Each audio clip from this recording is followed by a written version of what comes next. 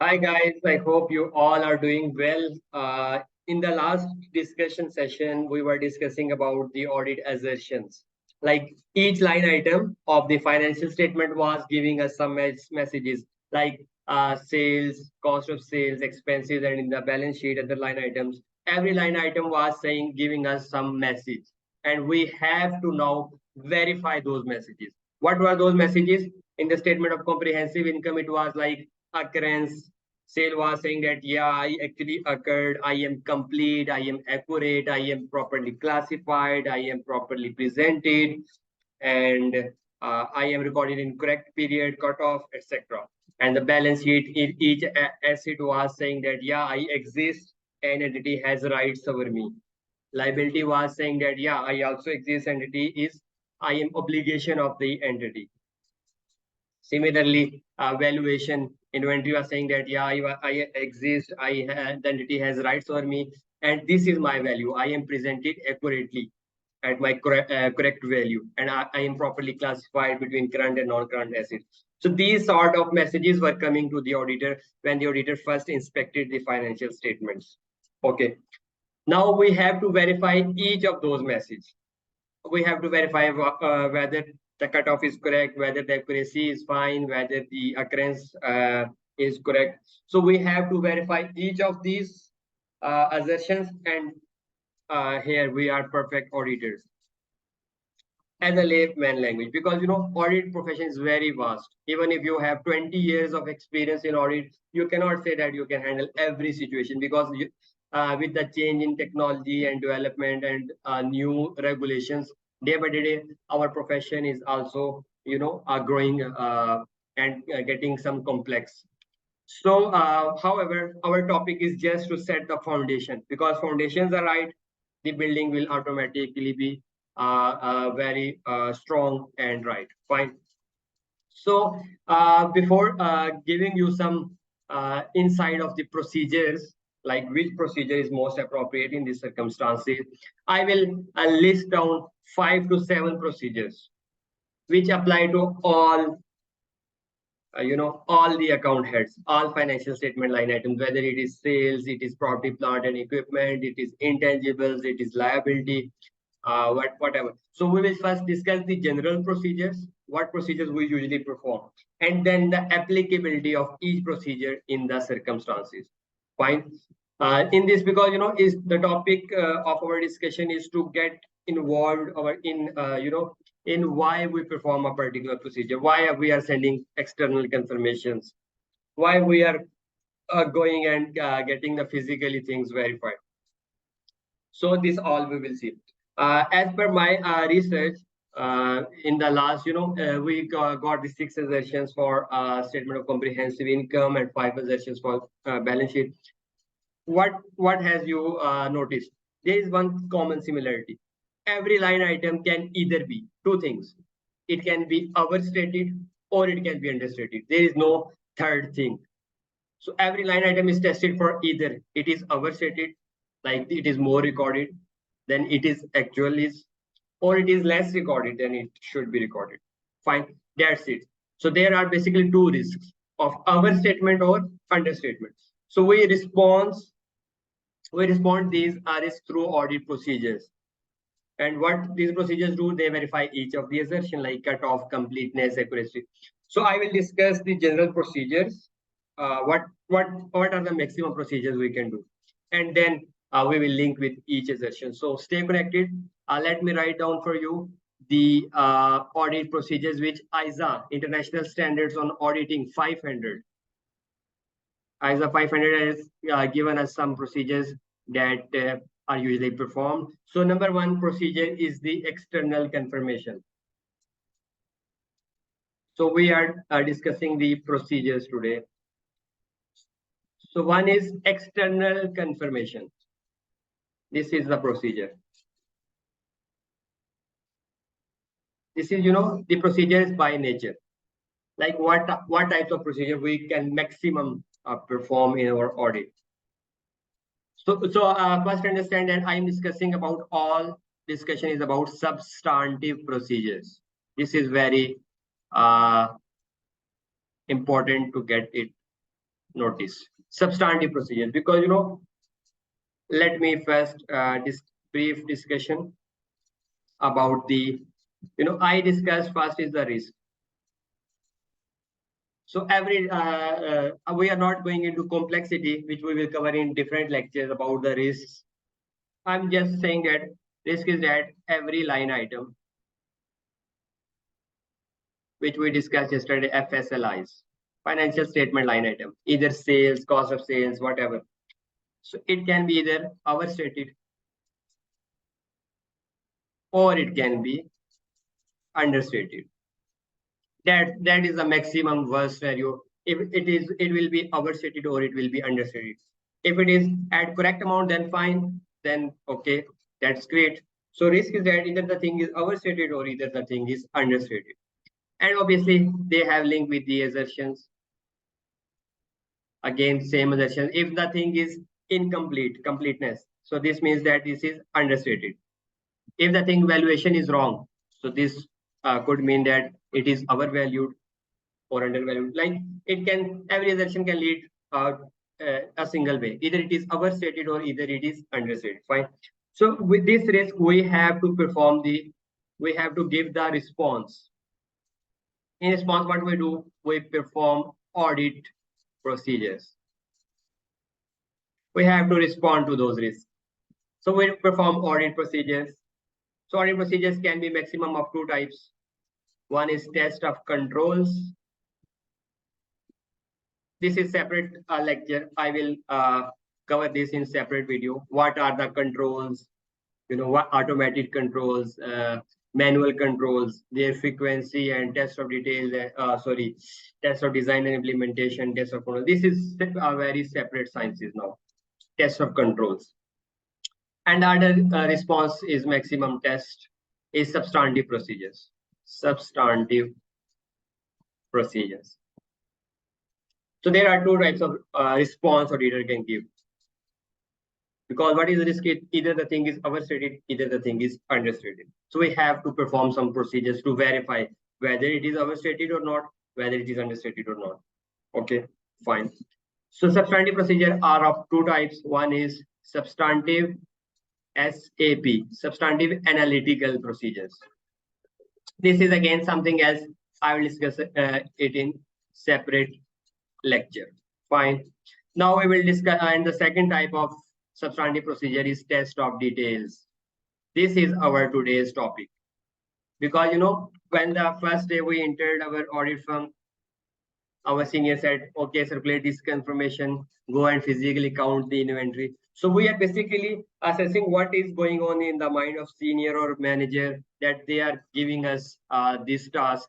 Why we are going to perform. So in today's topic, we will hopefully get a clue of why they are doing so. Because we have got the idea of what financial statements are saying. And now we have to verify those things because we cannot believe. If someone is saying you that it is 9 a.m., we cannot believe that. We will check the clock. We can check our mobile, we can check our laptop, and we can check the radio, whatever. So after doing things, we can verify, yeah, it is 9 a.m. Otherwise, we cannot believe. Fine. So because auditor, we have professional skepticism. So every message they give that our sales is 1,000, we cannot believe until we perform the substantive or other types of audit procedures. Because we have to gather audit evidence. So we can perform audit procedures which are maximum of two types, test of controls or substantive procedures. Substantive procedure further have two types, substantive analytical procedure, which is not our subject matter. And this is test of details. This is our subject matter. Fine. So I will list maximum test of details, what we can have. These are 5 to 7 as per ISA 500. So let me write it down to you. As per ISA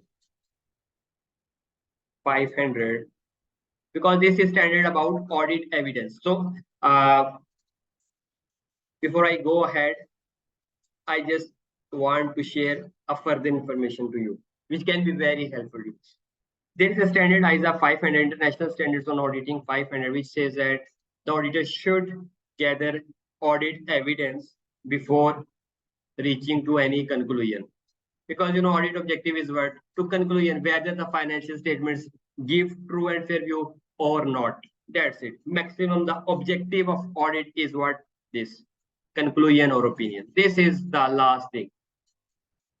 There is no other objectives that auditor will do some build some new warehouse for the company or develop new software. No, it basically auditor goes verifies everything and in the end it gives opinion whether it is correct or not. That's it. So before reaching the conclusion, the auditor should obtain audit evidence which should be sufficient, appropriate audit evidence. It should be sufficient, appropriate. I'm not going in detail what is sufficient, appropriate audit evidence, but it should be sufficient, appropriate audit evidence. Auditor have to gather before giving any sort of opinion, because auditor have to perform his homework before giving opinion. He cannot go and just say see the financial statement and say it is correct or not. It has to perform appropriate procedures. So procedures are performed to get the audit evidence. So we are coming to the procedures. So what are the procedures? So number one procedure is external confirmation. I will explain the procedure itself and will now also tell in which circumstances this procedure will be most efficient. So is number one audit procedure. As per ISA 500 of getting the audit evidence, this is one of the method of getting the audit evidence, external confirmation. So first of all, as depicted by the name, external confirmations means getting something confirmed through confirmation. Getting something confirmed from someone else. Like I and you.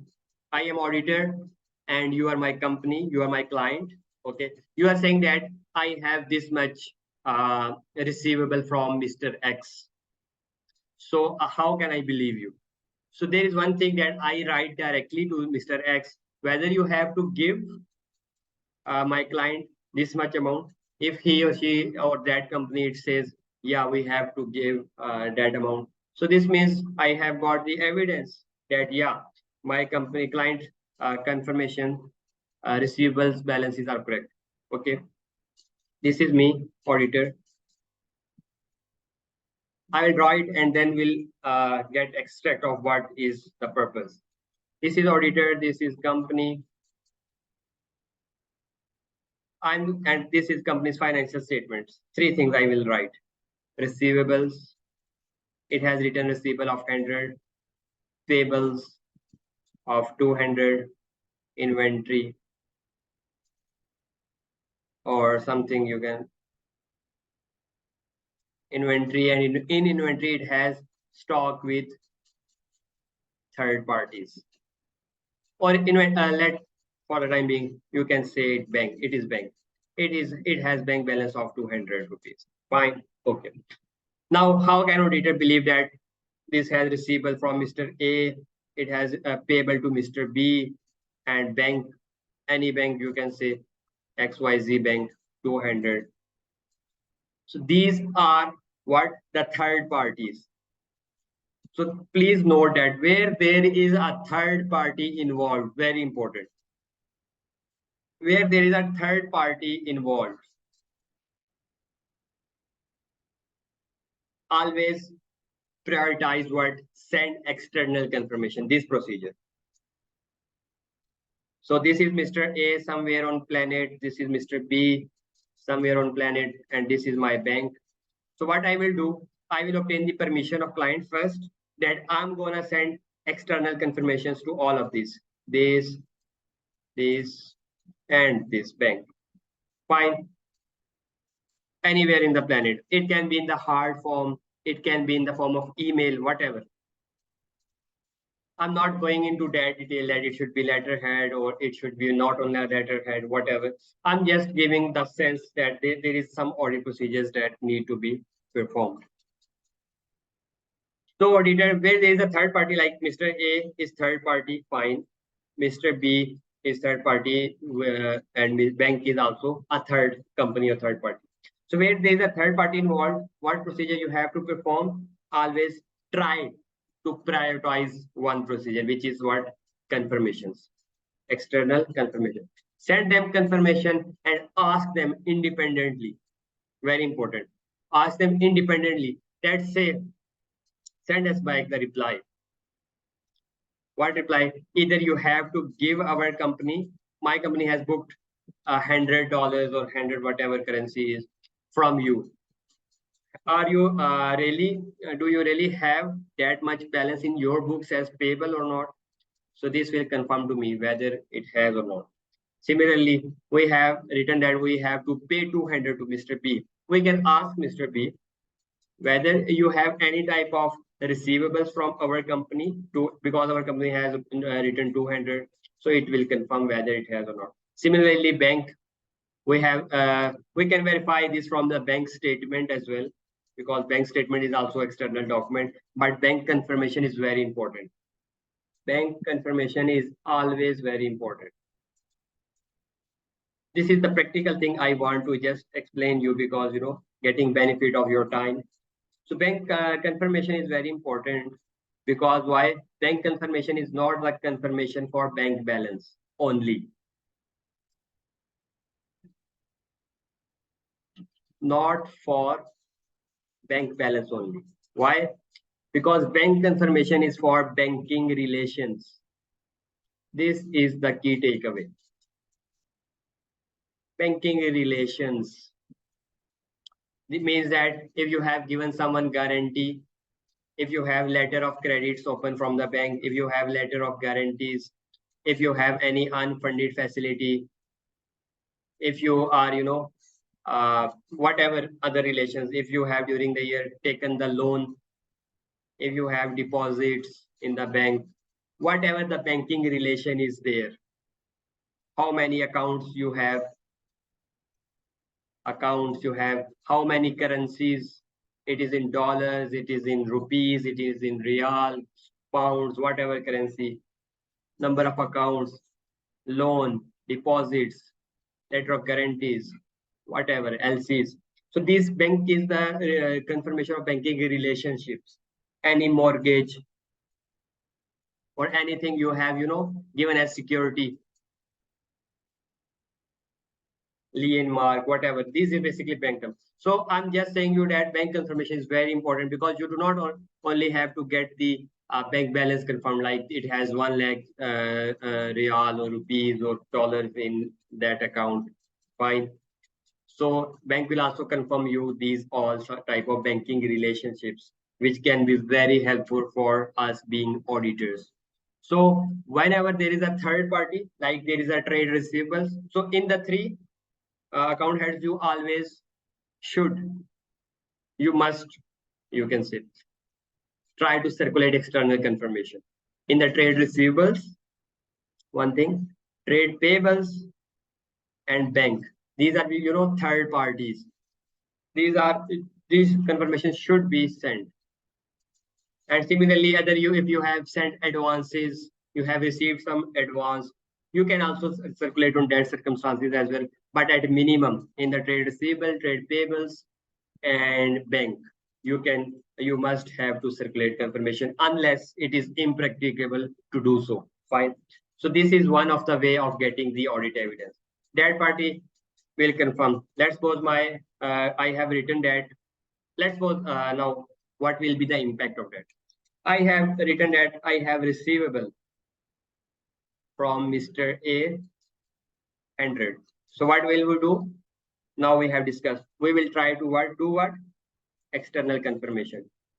I send external confirmation, because I'm not going into detail of external confirmation standard, which says that auditors should control the confirmation process, the amount should be confirmed, the parties, the address of those parties, how confirmation will be sent. These all things should be controlled by auditor. They should be controlled. You cannot say that our client has said that please get this thing confirmed, this thing, do not leave this thing or send this way or whatever, because auditor has to control.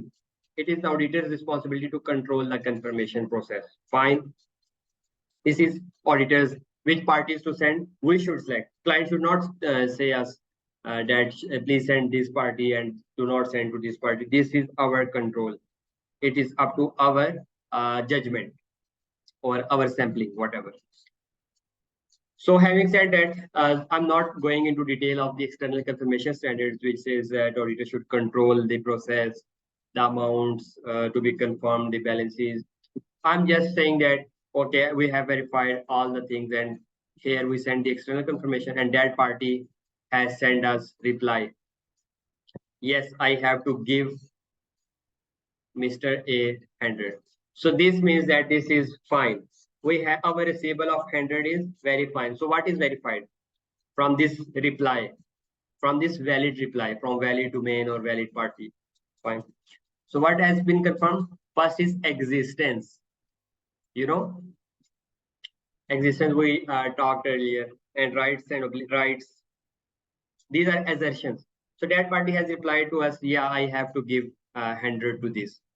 So now this means that the message that receivable 100 was giving me that, yeah, I exist, I am right, I entity has rights over me, I am properly valued, I am properly classified.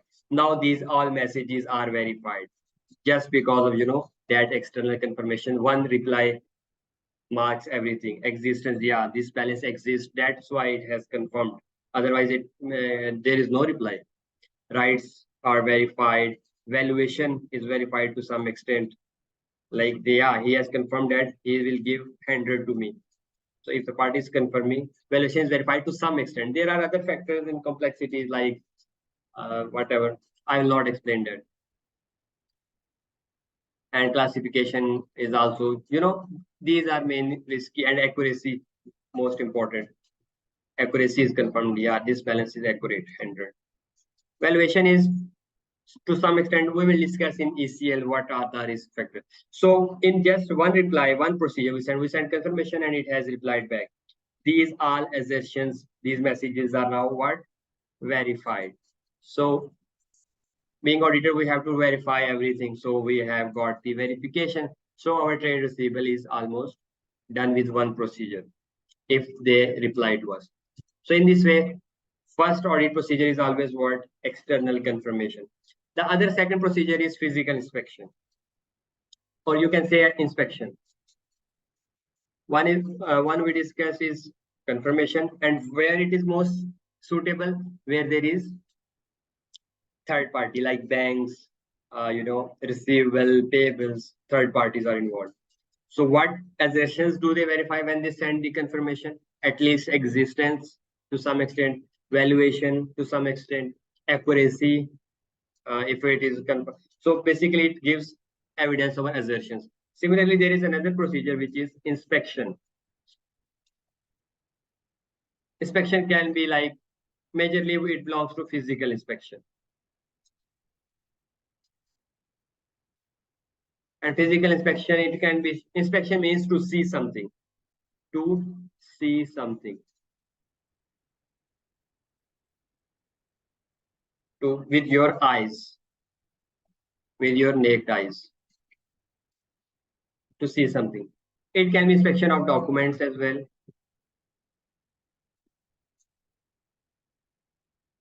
So I will first discuss physical inspection. So physical inspection is most appropriate in case of tangible assets. Client has said that we have this much vehicles, 1,000 vehicles, fine. We have this much land. Land is also a tangible asset. We have this much inventory. We have this much of PPE, IAS 16. We have got these things on lease. We have, like, whatever there is a tangible assets involved, what procedures will you perform? Unless impracticable, you will go and physically check that thing. If I'm saying that I have a big house in Australia, then it should be verifiable. I'm saying that I have vehicles, company is saying that company has inventory. So inventory is very important to the companies because it is the blood that circulates all where. So it should be verifiable. It should be in the stores, it should be in the transit, it should be somewhere. It should be physically exist. It should physically exist. So this is physical inspection we perform of the tangible assets. There are other things of physical inspection of documents. Like if I'm saying that, okay, this is my vehicle, you can physically touch it, verify it. Yeah, this is a vehicle. So now you need to verify what the rights and obligations, whether this vehicle belongs to me, it is legally mine, or it is someone else. So we should have documents. It could be legal documents. It could be sporting documents. Like if I've recorded the sales, my sale is 100. What should we do? There should be like a sale invoice. There should be what in the logical sequence of question. There should be at least minimum. There should be some purchase order from customer, which should be our sales order, because we are selling it, so we will have sales order. That party is sending their purchase order on their letterhead. So at minimum, it should be purchase order, and then I send him goods. There should be goods dispatch note, and there should be some customer signature over that to verify whether goods are appropriately, dispatched. There is no some fraud or some misappropriation, and there should be some invoice. There should be acknowledgement. So these are the documents which can verify what, yeah, there is sale. There should be some agreements. So it depends on you how you tackle things. But the audit procedure is what? Inspection. You inspect. You inspect physical things like vehicles, land, inventory, and then you inspect their legal documents. And you also, for some transactions like sale, you cannot physically inspect, like this is sales going on, at the end of year. So you have to inspect the documents of that. It will be evidence, yeah, that thing actually occurs.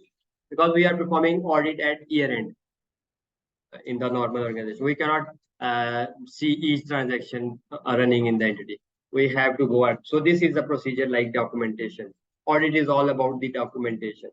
So these documents, what we can do is inspection to see. So the second procedure was inspection to see.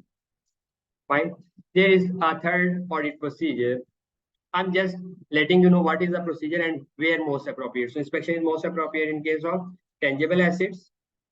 Physical inspection is very important. You can go and physically think, because physical inspection, if you see that building, entity has written it has building of $1 million, and you go to see there is a building, but building is like, very old and it is damaged. So this will be risk of what, that this is overstated. There is a risk of impairment. So physical inspection is very important. Similarly, if they say that we have this much inventory and you go into warehouse, you do not see anything. So this is very critical. So physical inspections are must, unless, you cannot do it. So, and the other thing is very, very, very, very important, which is the inspection of documentations. Sale transaction, they should be properly documented. Trial. Purchase transaction, they should be trial.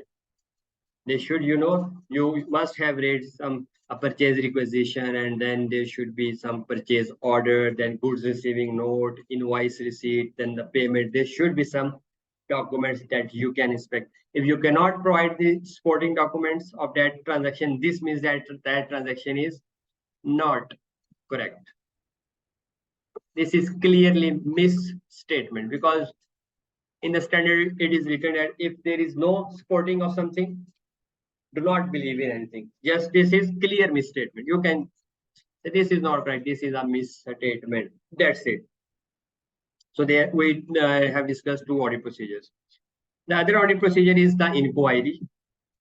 And the inquiry, I personally believe inquiry audit procedure is the very, very, very important, because through inquiry we get to know things better. You may assume something different because based on your previous client or on the last year working paper.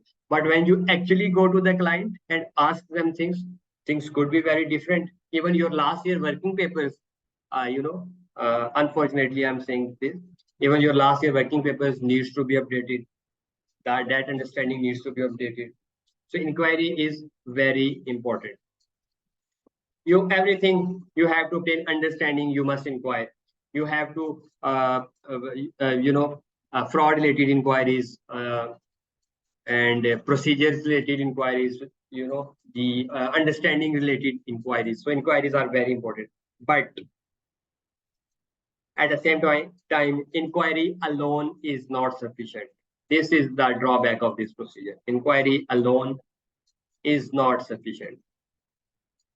You cannot document in your audit working paper that I have inquired the client and client said, yes, it is okay. And so this is okay. This is not sufficient. Alone is not sufficient. Inquiry is very important for understanding and for designing the procedures. Very important, but it is alone not sufficient appropriate audit evidence. So whenever you inquire, you do good, very good for understanding, because understanding is very, very important. If you do not have understanding of the client, you cannot be good auditors. Fine. So first understand their processes, their environment, what products they are selling, who are their competitors, which markets they are selling the products in, how they sell, how they purchase, how they hire employees, what are their competitors, what is their strategy. So these all should be inquired, which is very important for understanding. This is separate standard ISA 301.5, understanding the entity and its environment. I'm not discussing that. I'm just saying it. Okay, inquiry is very important, but alone it is not sufficient. So this is one way of getting the evidence. Fine. So these are the three procedures. Fourth procedure is very simple. We can recalculate. Recalculation means that if the client has given me, a list. If I'm going, I can remember when I go to my first client, which was the university of students, science university. It was one of the big universities. So they have given me list of students of every class multiplied by semester fees, per semester fee.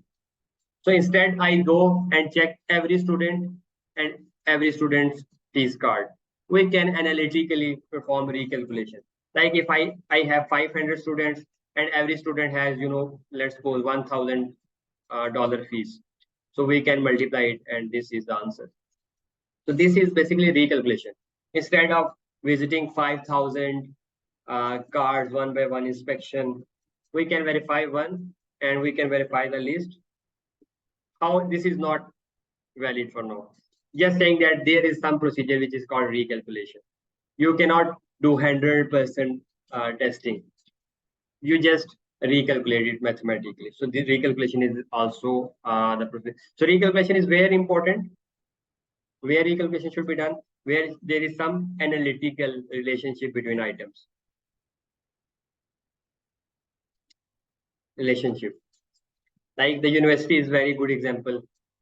If one class has 50 students, what will you do? Every student has fees card, so you will inspect 50 or inspect one if it is valid, and our number of students verify and multiply it with the fees of per student, so you will got the total fees. So this is very important recalculation where there is analytical relationship. On the other hand, can you apply analytical on sale of any product? Let's suppose Lay's, the snacks. Can you apply it to that? Or any Lay's you can apply to some extent, that this much is it, but you cannot. Let me take example of anything else.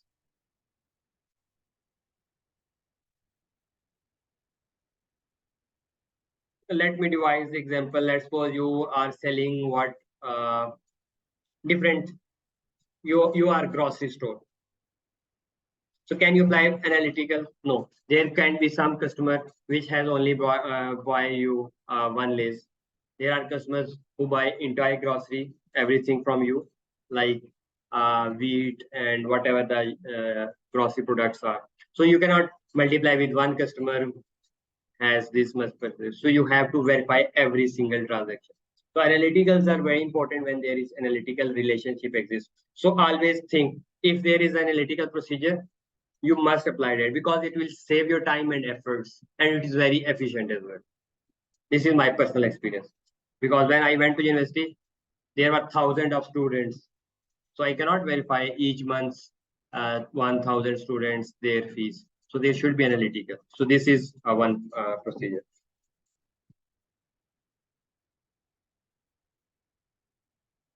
The other thing, two procedures are also mentioned. One is observation. Observation means this is usually linked with the process. Observation means to observe some process. Like if someone is counting inventory,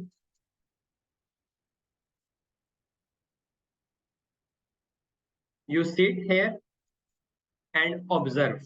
See with eyes and observe how they are counting the inventory. What are the procedures? Are they randomly counting it and then in the center, oh, we forgot what was number, again start it? And because when you go to big warehouses, there should be appropriate procedures designed by the entity to count the inventory, because inventory counting can be sometimes very complex. Like let's suppose you go to, I can remember I went to a company, a manufacturing company. So they were having LPG gas in a container. How can uh, I cannot count how much gas molecules are in the container. So what?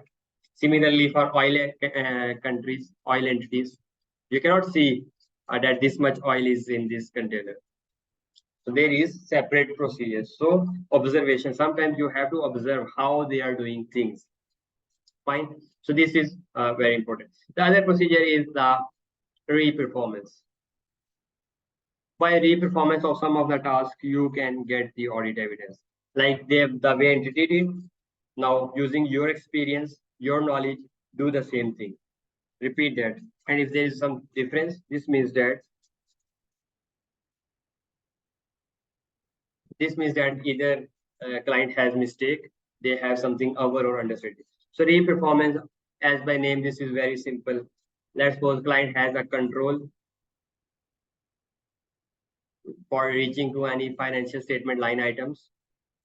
Like first, this system approves, and this person sends this, and this is the process how transactions flow to the entity. So you have to re-perform.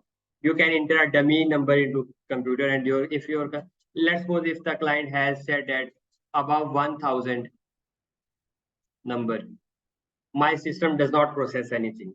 Fine. So being auditor, we will re-perform it. We will enter into system 1,010. In the system generates an alert. This means that yeah, their system is fine. So re-performance basically comes mostly in the test of controls, which is not the topic today. So these are types of procedures. The main very important procedure is the inspection, as per me, because we have to verify, inspect the documentation. Where is the documentary evidence? And that thing should be physically exist, specifically tangible assets. So inspection is very important. I've discussed with you, and confirmation is also very important. So all the procedures are very important, but these are appropriate in different circumstances. Like external confirmation is applicable where is some third party, you can send them confirmation. Physical inspection is important where there are tangible assets. Inspection is most at the 90% of the audit we do what? This inspection of documents. 90%. And then we inquire. This is also very important. Then recalculation. So these are the audit procedures that we have to perform during the audit to get an evidence over whether the line item is correct or not correct. It can be overstated or understated. And again, we have discussed the assertions already. So now, as discussed, let's quickly try to summarize these things with the assertions. Which procedure will be effective to which assertion? Fine. So re-performance will be mostly effective to our A assertion, which is accuracy. Mostly, because you will re-perform the thing and you will get to know about the accuracy. Observation, You observe the process. It is basically related to control related things. So it will give an overall depending on circumstances. In the recalculation, again, accuracy assertion, you can verify, you can recalculate the things and get A assertion, verified accuracy. Inquiry, no assertion is verified, but very important for the understanding to design the appropriate procedure, very important inquiry. Inspection is very important. Physical inspection, mostly you can say, you can verify what physical, first is existence, yeah, as it exists. And you can valuation to some extent if it is damaged or not exists, then this means there is our statement valuation. Inspection is mostly related to what? Balance sheet items, statement of financial positions.